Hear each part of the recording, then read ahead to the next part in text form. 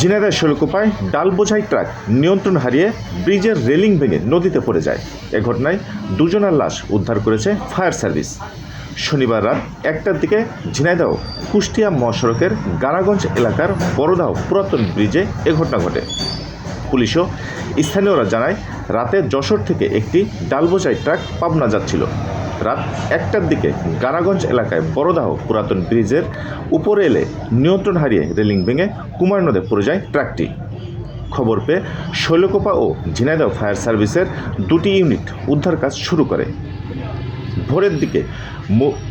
ভোরের দিকে মুবারক হোসেন ও সকাল 8টার দিকে চালক সোহেল শেখের লাশ উদ্ধার করা হয়।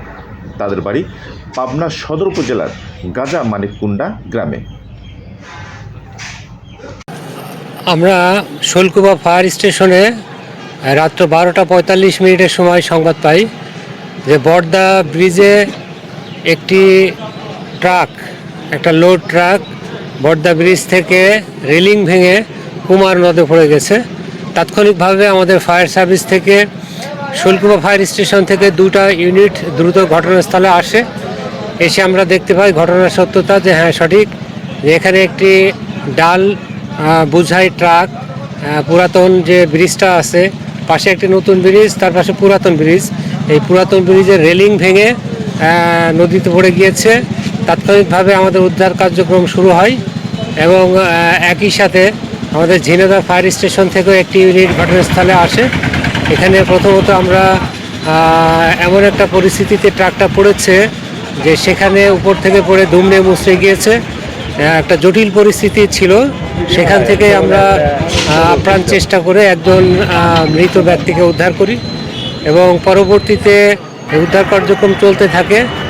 প্রায় সকালে আমরা সারা রাতই চেষ্টা করা হয়েছে, অনেক জটিল পরিস্থিতির মধ্যে থেকে ওই শীতের মধ্যে সকালে জাস্ট আমরা আরেকটা লাশ উদ্ধার করা হয়েছে, যেটা হচ্ছে পুলিশের র্যাকার এসছে এবং সেখান থেকে নিচ থেকে ট্রাকটা উদ্ধার করা হচ্ছে। একই সাথে আমরা সার্চ করছি যে আর কোনো লাশ সেখানে আছে কি না। তো ফাইনালি আমরা দেখতে পেলাম যে 2জন মৃত ব্যক্তি আমরা পেয়েছি, আর কোনো লাশ এখনও আমরা পাইনি, তবে আমাদের কার্যক্রম অব্যাহত আছে। ট্রাকটি এখন নদী থেকে ব্রিজের উপরে তোলা হয়েছে।